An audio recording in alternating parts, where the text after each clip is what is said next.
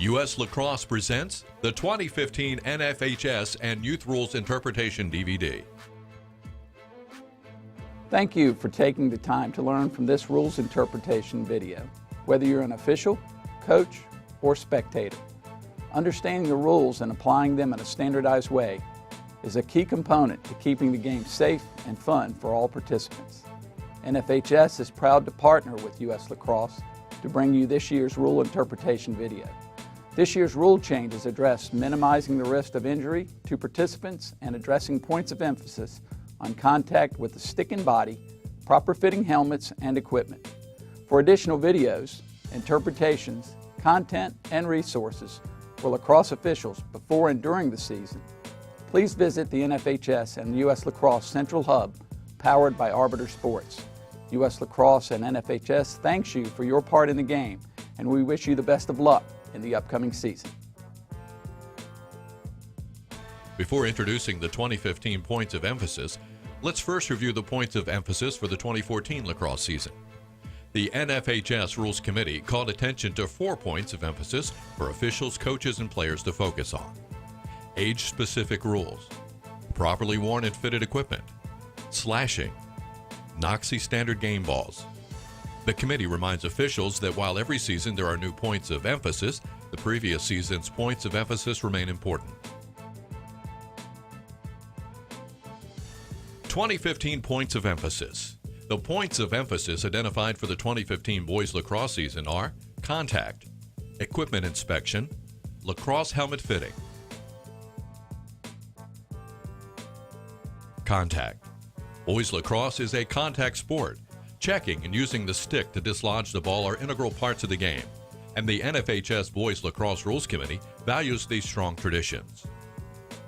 With the heightened awareness of the seriousness of concussion and other injuries over the last few years, the penalty for excessive hits to the head and neck have been revised in an effort to eliminate this type of contact from the game.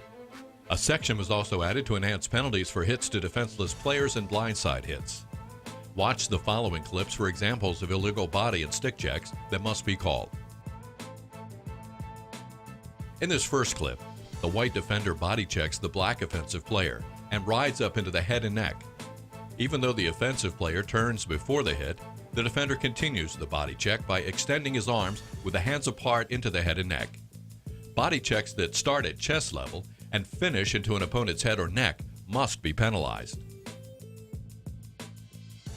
In this clip, the offensive player passes the ball and is hit late by the purple defender.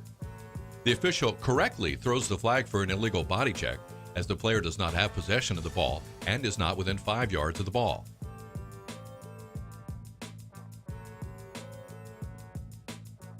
In this clip, the offensive player is slashed in the back of the helmet after being double-teamed by 2 white defenders. Watch again and see number 43 raise his stick into the air and forcefully check onto the ball carrier's helmet. In this final clip, the white offensive player falls to the ground while dodging. As the player attempts to get up, he's slashed on his leg by black number 8 and slashed again on his helmet by black number 5. The 2 slashes seen here demonstrate excessive swings and a lack of control that should be penalized in the interest of player safety. Equipment inspection. It is recommended that officials ensure the legality of any player's cross, including those used for face-offs, when conducting random equipment inspections during a game. Lacrosse helmet fitting. The NFHS is placing an emphasis on the importance of players wearing a properly fitted helmet that meets the current NFHS standard. A proper fit means that the padding of the helmet gives firm and uniform pressure around the head so that the skin of the forehead moves as the helmet is moved. A 4-point chin strap must be attached to the helmet and tightened so there is no slack. Properly fitted helmets must take into account the hairstyle of the player. If the player has a great deal of thick hair and then receives a haircut, the helmet must be refitted. Finally, a properly fitted helmet should never cause headaches.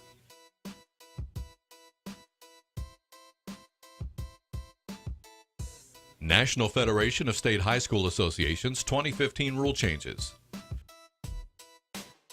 Rule 1, Section 6, Article 2, Cross Dimensions.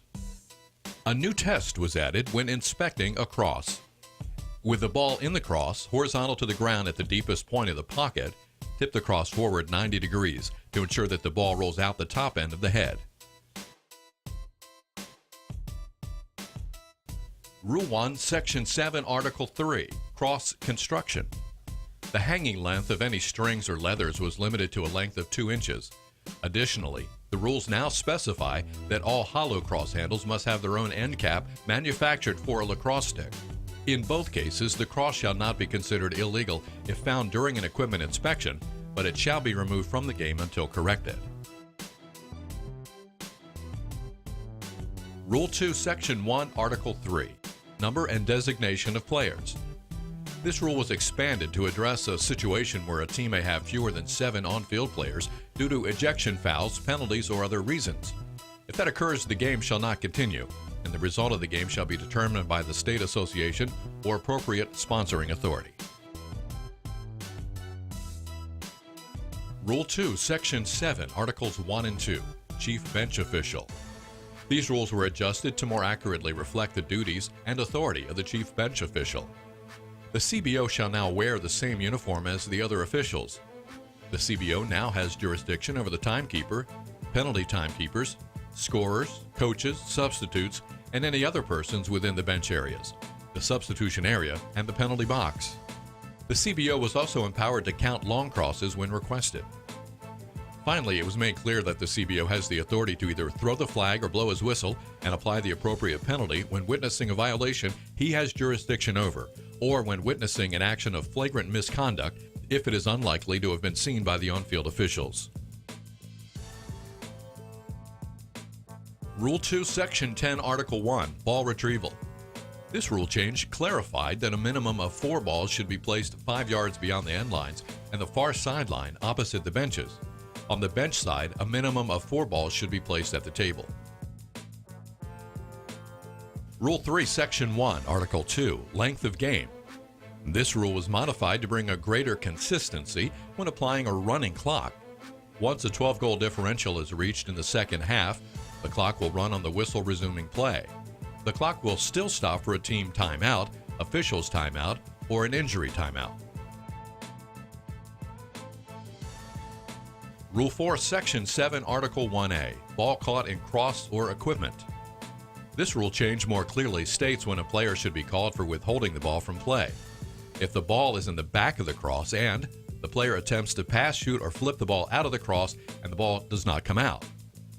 The back of the cross faces the ground, but the ball defies gravity and does not fall out. The player hits his own cross with his hand or arm, kicks his cross, or hits the ground with his cross in an attempt to dislodge the ball.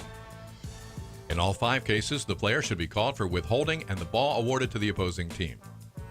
Watch the following clip for an example of a good withholding call. In this clip, the white faceoff player wins by clamping the ball in the back of his head and then attempts to pull the ball out and direct it to his teammate. The ball does not come out of the cross on the initial move, and the wing official correctly calls withholding. If the faceoff player came out of his crouch with the ball in the back of his cross and the back of the head facing the ground, then withholding should be called immediately, as there is evidence that the ball is stuck.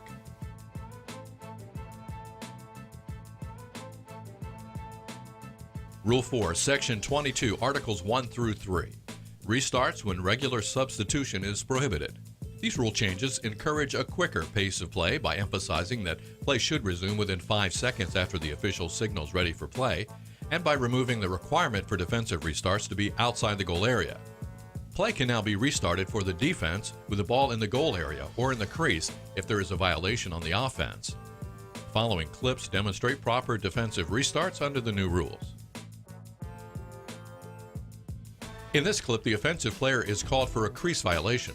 After signaling the violation and checking that the defender has gained possession of the ball, the official quickly restarts play.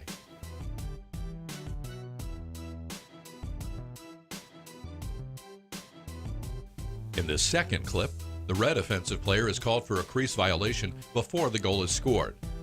The official signals the violation and quickly restarts play while the goalkeeper has possession inside the crease.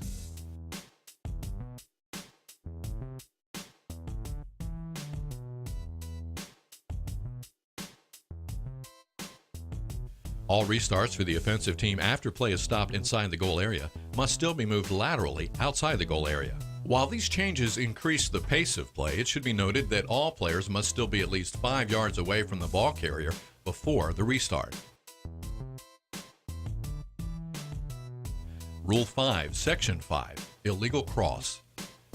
This rule change more clearly states that a deep pocket is the only cross violation that results in a 1-minute non-releasable penalty. All other violations, with the exception of hanging string length and end caps, result in a 3-minute non-releasable penalty, and the cross will remain in the table area for the remainder of the game. Rule 6, Section 4, Illegal Offensive Screening. This rule now states that an offensive player setting a screen may not have his feet wider than shoulder width apart. The other requirements for a legal screening position are still in effect. The player must not hold or extend his cross to impede the normal movements of the defensive player, and the player must be stationary when contact occurs. Watch the following clip to see a player setting a legal screen. In this clip, the blue player sets a screen on the white defender.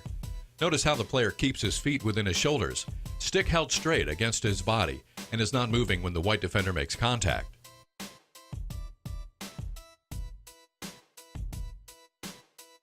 Rule 6, Section 5, Article 2E, Illegal Procedure. This rule was changed to provide greater consistency with other rule codes. If a player enters the game from the penalty area before authorized to do so by the timekeeper, and the other team is in possession of the ball, a flag is thrown for a technical foul. In the event that a goal is scored by the opponent, the unexpired penalty time is nullified, and the additional 30-second penalty is erased.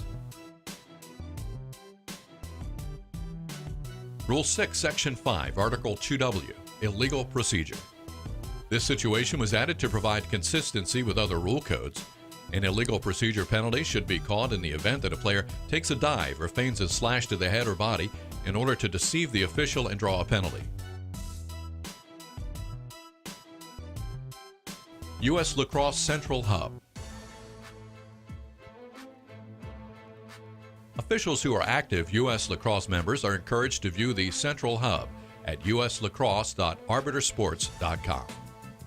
The Central Hub is your one-stop shop for officiating news, training materials, rules tests, video clips, and other resources. This concludes the NFHS rule interpretation section of this video. For additional resources, see other videos on this DVD, including a U.S. Lacrosse video on concussions in lacrosse, as well as a brief section on new youth rules and points of emphasis for the 2015 season. These resources, among many others for coaches, parents, players, and officials, can also be found at uslacrosse.org.